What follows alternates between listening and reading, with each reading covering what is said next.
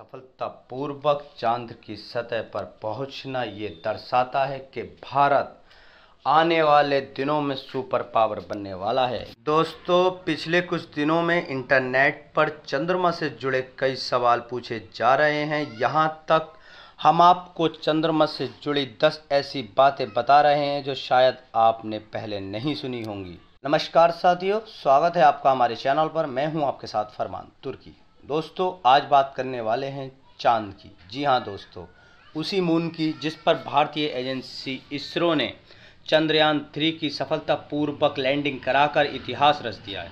दोस्तों, इससे पहले दुनिया के किसी भी देश ने चांद के दक्षिणी ध्रुव पर लैंडिंग नहीं की है। जी हाँ दोस्तों, पिछले कुछ दिनों से इंटरनेट पर सिर्फ एक ही चीज़ छाई हुई है, वो है भारत का चंद्रमा पर पहुंचना। यहाँ हम आपको चंद्रमा से जुड़ी 10 ऐसी बातें बता रहे हैं जो शायद आपने इससे पहले नहीं सुनी होंगी। तो चलिए, अगर आपने हमारे चैनल को अभी तक सब्सक्राइब नहीं किया है तो पहले चैनल को सब्सक्राइब कर लीजिए और साथ में घंटी के बटन पर क्लिक कर दीजिए, जिससे कि हर नोटिफिकेशन आप तक पहुंच सके सबसे पहले। तो नंबर 1, गोल नहीं है चंद्रमा। जी हाँ दोस्तों, पूर्णिमा के दिन चंद्रमा बिल्कुल गोल नज़र आता है, लेकिन असल में ये उपग्रह के रूप में चंद्रमा किसी गेंद की तरह गोल नहीं है, ये अंडा आकार है। ऐसे में जब आप चांद की ओर देख रहे होते हैं तो आपको इसका कुछ हिस्सा ही नज़र आता है और कुछ हिस्सा नज़र नहीं आता। इसके साथ ही चांद का भार भी आपके ज्यामितीय केंद्र में नहीं है, ये अपने ज्यामितीय केंद्र में 1.2 मील दूर है। नंबर 2 दोस्तों, कभी पूरा नहीं दिखता चंद्रमा। अगर आप कभी भी चांद देखते हैं तो आपको उसका अधिकतम 59% हिस्सा ही दिखाई देता है। चांद का 41% हिस्सा धरती से नज़र नहीं आता। अगर आप अंतरिक्ष में जाएंगे तो आपको 41% हिस्से में खड़े होकर धरती नज़र नहीं आएगी। नंबर 3, ज्वालामुखी विस्फोट का ब्लू मून से कनेक्शन। माना जाता है कि चंद्रमा से जुड़ा ब्लू मून सब साल 1883 में इंडोनेशियाई द्वीप क्राकातोआ में हुए ज्वालामुखी विस्फोट की वजह से इस्तेमाल में आया। इसे पृथ्वी के इतिहास के सबसे भीषण ज्वालामुखी विस्फोट में गिना जाता है। कुछ खबरों के मुताबिक इस धमाके की आवाज़ पश्चिमी ऑस्ट्रेलिया में स्थित शहर पर्थ, मॉरिशस तक सुनाई दी थी। इस विस्फोट के बाद वायुमंडल में इतनी राख फैल गई थी दोस्तों कि राख भरी रातों में चांद नीला नजर आता था।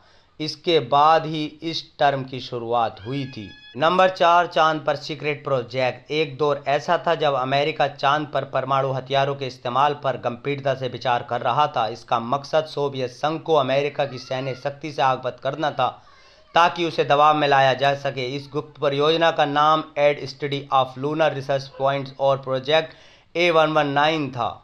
नंबर 5, चांद पर कैसे बने गहरे गड्ढे। चीन में एक प्राचीन धारणा है कि ड्रैगन के सूर्य को निगलने की वजह से सूर्य ग्रहण होता है। इसकी प्रतिक्रिया में चीनी लोग जितना संभव हो उतना शोर मचाते हैं। उनका ये भी मानना है कि चांद पर एक मेंढक रहता है जो चांद के गड्ढों में बैठता है, लेकिन चांद पर मौजूद स्प्रैक्ट क्रेटर यानी गहरे गड्ढे अब से 4 अरब साल पहले आकाशीय पिंडों की टक्कर से बने थे। नंबर 6, पृथ्वी की रफ्तार धीमी कर रहा चंद्रमा। जब चंद्रमा पृथ्वी के सबसे करीब होता है तो इसे पेरिगी कहते हैं। इस दौरान ज्वार भाटा का स्तर सामान्य से काफ़ी बढ़ जाता है।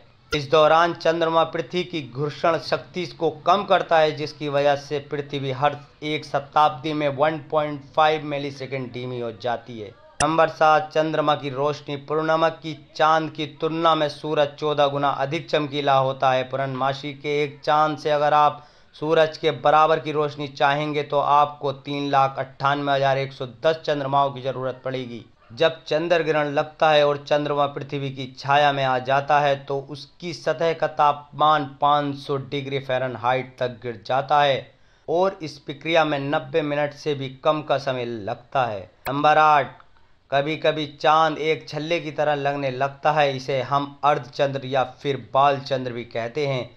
ऐसी सूरत में हम पाते हैं कि चांद पर सूरज जैसा कुछ चमक रहा होता है। चांद का बाकी हिस्सा बहुत कम दिखाई देता है, इतना कि हम उसे ना के बराबर कह सकते हैं, और कुछ दिखाई देना भी काफ़ी हद तक मौसम पर निर्भर करता है। ज्ञात इतिहास में लियोनार्डो डा विंसी पहले ऐसे शख्स थे जिन्होंने पता लगाया था कि चंद्रमा सिकुड़ या फैल नहीं रहा, बल्कि उसका कुछ हिस्सा केवल हमारी निगाहों से ओझल हो जाता है। नंबर 9, चांद के क्रेटर का नाम कौन तय करता है? इंटरनेशनल एस्ट्रोनॉमिकल यूनियन न केवल चंद्रमा के गड्ढे बल्कि किसी भी खगोलीय चीज का नामकरण करता है। चंद्रमा के क्रेटर्स के नाम जाने माने वैज्ञानिकों, कलाकारों या अन्य एक्सप्लोजर के नाम पर रखे जाते हैं। अपोलो क्रेटर और मेयर मॉस्कोविन के पास के क्रेटर के नाम अमेरिकी और रूसी अंतरिक्ष यात्रियों के नाम पर रखे गए हैं। मेयर मॉस्कोविन चांद का वो इलाका है जिसे चांद का सागरीय क्षेत्र कहा जाता है। चांद के बारे में अब भी बहुत कुछ ऐसा है जिसके बारे में इंसान नहीं जानते। नंबर 10, चांद का रहस्यमयी दक्षिणी ध्रुव। जी हाँ दोस्तों, ये वही ध्रुव है जहाँ पर भारतीय यान ने लैंडिंग की है। चांद का दक्षिणी ध्रुव क्षेत्र जहां चंद्रयान 3 पहुंचा है, ये बेहद ही रहस्यमय माना जाता है। नासा के मुताबिक इस क्षेत्र में ऐसे कई गड्ढे और पर्वत हैं जिसकी छाव वाली जमीन पर अरबों सालों से सूरज की रोशनी नहीं पहुंची है। वीडियो कैसी लगी कमेंट करके बताना दोस्तों। वीडियो अगर अच्छी लगी हो तो वीडियो को लाइक करना, चैनल को सब्सक्राइब करना। थैंक यू, धन्यवाद।